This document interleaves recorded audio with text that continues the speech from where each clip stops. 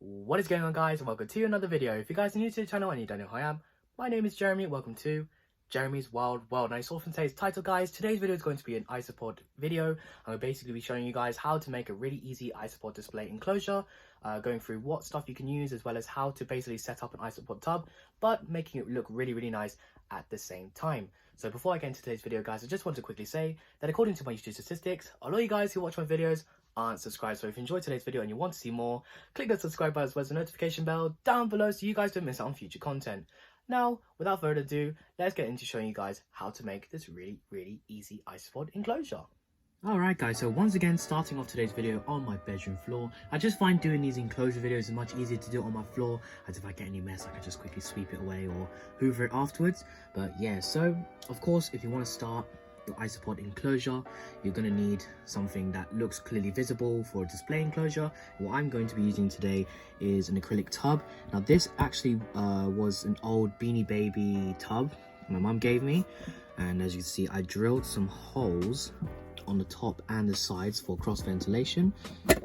Lid can open really easily and it's quite visible on the inside, so you can go with anything really. Like you can go for glass enclosure, you can go for acrylic, but I'm going to be using acrylic in today's video.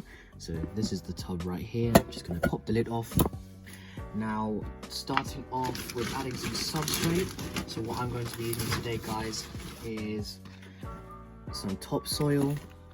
Now I'm just going to be adding a thin layer inside, just breaking it up. Of course, use organic topsoil, guys, just to avoid harming your isopods and any inverts. I use topsoil majority for pretty much all my inverts, that's why I have quite a lot of it. But yeah, so you want to get a good layer in. You don't have to make it too deep, but make it as deep as you want. Just make sure that if you have side ventilation, put it closer to the top, as you want to avoid the mankai being able to escape. So I think that's going to be good enough, because I want to add some other stuff as well. Now with isopods, you usually want to have some rotting wood and leaf litter in the substrate, but I don't have any white rotting wood, so what I'm going to be using instead is the Beetle Substrate, as you see here, guys, that I picked up at, I believe it was the Eastern Invert Show in Bedford. Picked this up from the insect farm, and what I like about it is that it already has like decomposing leaves and bits of wood in it, so it makes up for the fact that I don't have any white rotting wood at the moment. I'm just going to be mixing this in the substrate like so, and yeah, you can see like there's big chunks of wood inside and everything. Perfect for these isopods. They can feed on this as well, because isopods are detrivores, so they will primarily be feeding on decaying plant matter or organic matter in fact. So yeah, you just want to put a little bit on top as well. Yeah, you don't need to have it super compact. You can have it fairly loose, the substrate. So that is your base layer for the substrate for these isopods. Now what I'm going to also do is put some dried leaf litter on top.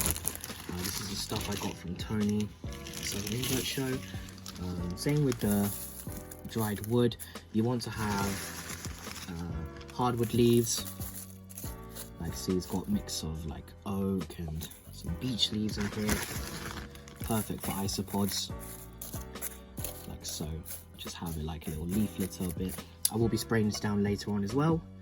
And what you also need, guys, is some moss. I'm going to be using the cushion moss from MK Exotics today, just to spice it up. You can of course use sphagnum moss, but because it's in a display enclosure, guys, I just wanted to make it look a little bit more nicer with some more live-ish moss. So I'm just going to put it in the corner like so. This will be the isopods humid corner, so they have a choice between a more drier and a more humid area. Of course, you're going to want to hide. Chose this piece of cork bark, as it has lots of little holes for the manka to hide in. It's concave, so the isopods can get off the substrate if they so please. And what I'll do is I'll just place it right in the middle, like so. And the reason being is so that they have a choice to walk from the piece into the humid area, or they can choose to go into the dry area. And last but not least, guys, you're going to want some cuttlebone. Now the reason why you want cuttlebone in your isopod enclosure, guys, is because You want to make sure that they have a calcium source in order to grow properly. And you could place it wherever. I'm just going to put it in the corner here on the drier side. And yeah, so that is the display enclosure.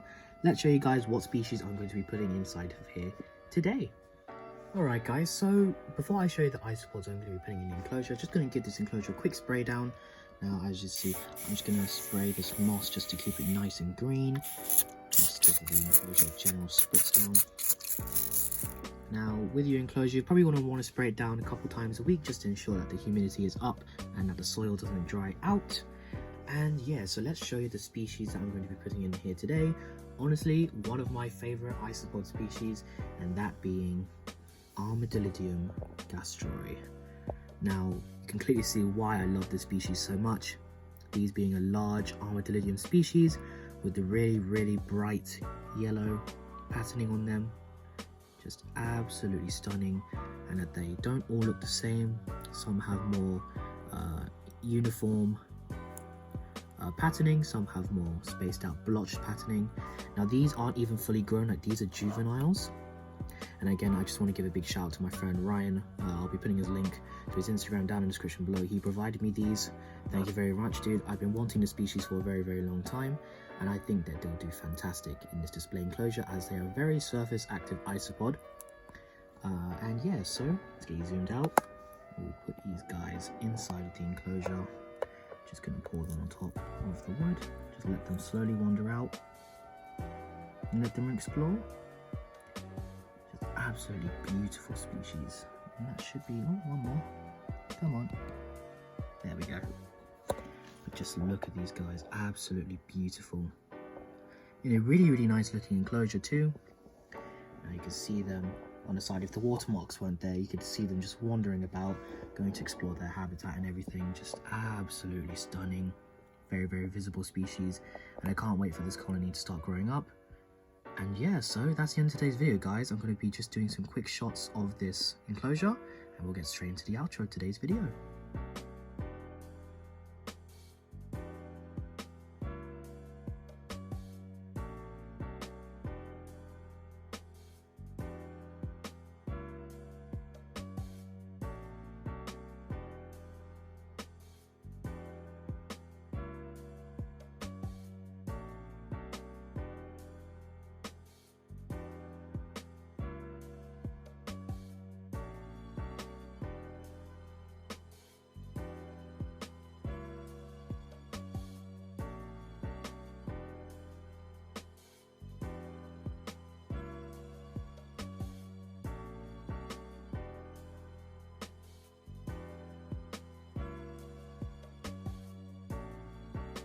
So guys, that's the end of today's video. I hope you guys enjoyed seeing how I set up my isopod enclosures, but at the same time making it look really nice as a display enclosure as well. Now there are some things that you could do if you want to make it a little bit bigger.